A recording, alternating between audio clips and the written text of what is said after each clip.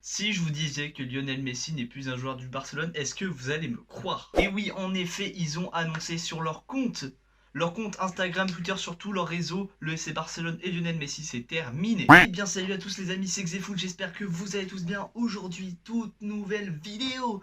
Aujourd'hui, qu'est-ce qu'on va faire? On va parler d'actu, de football très clairement, on va parler surtout de Lionel Messi, parce que c'est quand même une bombe atomique ce qui vient de se passer hier soir. Tout d'abord, pour parler de Lionel Messi, l'équipe. En gros, qu'est-ce qui s'est passé? Lionel Messi a malheureusement est tombé d'accord en fait avec le FC Barcelone, mais malheureusement ça s'est pas passé comme prévu.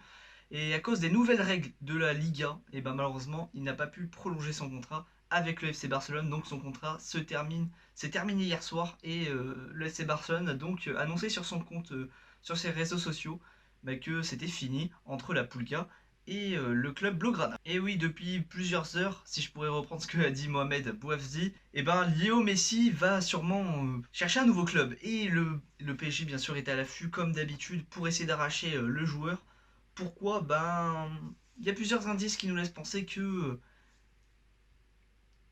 il y a plusieurs indices qui nous laissent penser que la Pulga pourrait signer dans le club de la capitale. Pour quelle raison? Parce qu'en fait, déjà, si je pourrais vous dire, si vous n'êtes pas au courant, en fait, il a été aperçu à Ibiza ce week-end ou la semaine dernière, en tout cas, il a été vu à Ibiza avec pas mal de petits joueurs, on va pas se mentir, avec Verratti, Neymar, Di Maria et Paredes. Bon, vous allez me dire, il y a pas mal de sélections, mais surtout ce qu'on peut apercevoir sur cette image, c'est que bon, ils sont à Barcelone, voilà, normal, enfin ils sont à Ibiza plutôt.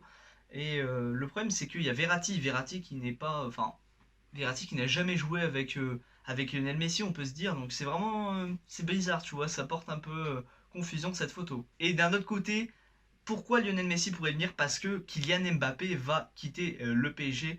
Ça, c'est pas officiel encore de partout, mais en tout cas, on va pas se mentir, c'est quasiment officiel, hein. Quand tu vois qu'il y a des putains de maillots d'Mbappé déjà affichés dans la boutique du Real, c'est inquiétant, quoi. On va pas se mentir, on se dit qu'il y a un petit truc, voilà. Donc l'opération pourrait se dérouler autour des 200 millions, on peut supposer. Si Messi vient au PSG, je vois très clairement pas Mbappé rester, hein. Du coup, maintenant, on va parler de Lille et ce qui s'est passé la semaine dernière. Le champion en titre en France, et ben voilà, ils ont gagné le trophée des champions face au PSG, 1 but à 0 grâce à un but de Tcheka à la 67e, si je me trompe pas, un truc comme ça, ou en première mi-temps, je m'en rappelle plus en tout cas, mais en tout cas, Lille l'a emporté face au PSG à Tel Aviv en Israël.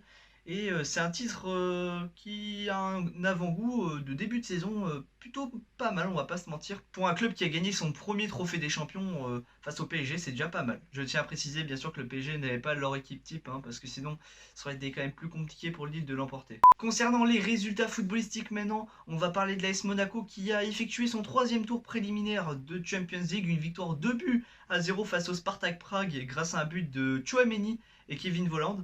Alors, bah voilà, ils prennent une très belle avance grâce à notamment un 2 buts à 0 marqué à Prague, donc c'est vraiment une très belle avance. Et du coup, Monaco va du coup jouer mercredi ou mardi, je sais plus, pour en tout cas essayer de se qualifier définitivement en barrage. Ils ont déjà fait le break, on va pas se mentir à l'extérieur, donc ça va être très compliqué pour le Sparta Prague de rattraper les Monégasques. Concernant les Monégasques en cas de qualification qui est quasiment acquise, bah, ils vont affronter soit le vainqueur entre le match de Genk, le club belge, et du Shakhtar Donetsk, le club ukrainien. Donc ça va être une très belle affiche si un Monaco-Shakhtar Donetsk, on va pas se mentir.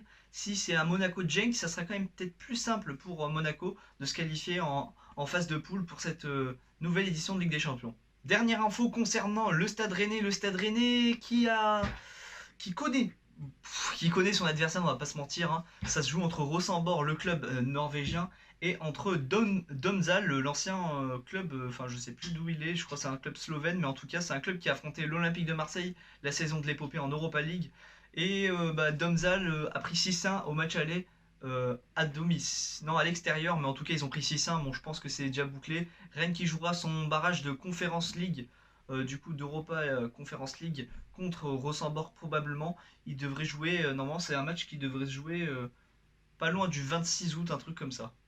Bon, du coup, j'espère que je vous aurai bien résumé les infos du moment. Je vais pas parler de mercato, en tout cas, enfin un peu quand même avec Lionel Messi et Kylian Mbappé. Mais en tout cas, ce qu'il faut savoir, c'est que là, ça commence à vraiment bouger dans le monde du football et que il y a des trucs vraiment très intéressants qui peuvent se produire. Du coup, j'espère que cette vidéo vous aura plu. Si c'est le cas, n'hésitez pas à lâcher un gros pouce bleu, t'abonner si c'est pas déjà fait. Les liens de mes réseaux sont dans la description, hein, je n'hésite pas à les voir. Donc voilà, n'hésite pas à partager la vidéo, ça me ferait extrêmement plaisir. Et moi je vous dis à la prochaine. Ciao ciao. Aïe.